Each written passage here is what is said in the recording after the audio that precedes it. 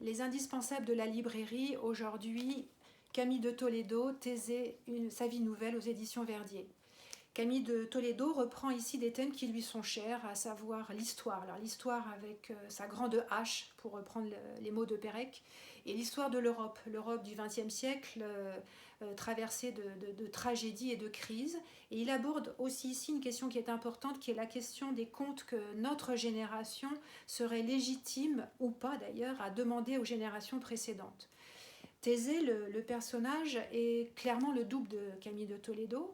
C'est un homme du XXIe siècle, il se sent moderne, il vit dans une capitale à l'ouest, et il commence à sentir que son corps part en vrille, un corps qui devient malade, qu'il ne maîtrise plus, et il se dit, il commence même à s'apercevoir en fait que si ce corps est malade, c'est parce que l'histoire familiale qui a été étouffée, enfouie, pèse sur ses épaules.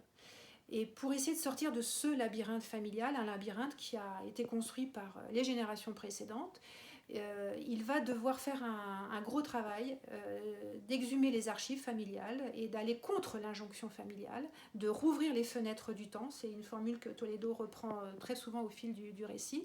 Et il va faire un voyage. Il va quitter la capitale de l'Ouest où il habite pour partir vers l'Est, dans une autre capitale. Et il fait ainsi un voyage que son aïeul a fait un siècle et demi auparavant, mais dans l'autre sens. L'aïeul, Élie, quitte l'Empire ottoman, où les minorités commençaient à être opprimées, et il décide d'aller où ? Vers l'ouest, parce que c'est vers l'ouest que se trouve la modernité et la civilisation. Thésée va donc faire le chemin inverse. Et tout au long de ce chemin, il va ouvrir donc, ses archives familiales. Et dans le texte, nous avons des reproductions de ses propres archives, à la fois de l'aïeul et des archives plus contemporaines de la famille de Camille de Toledo. Et le texte de Toledo, c'est un texte qui est extrêmement puissant. Ça se lit comme un chant. On pourrait imaginer que Camille de Toledo est en train de nous le lire à haute voix, à côté de nous. C'est un chant qui pourrait se rapprocher aussi des Kaddish, qui rendraient ainsi hommage aux morts de cette famille, mais aux morts du monde entier. Et ça nous renvoie à notre humanité. Et c'est pour ça que ce texte, il est, de mon point de vue, un texte fondamental.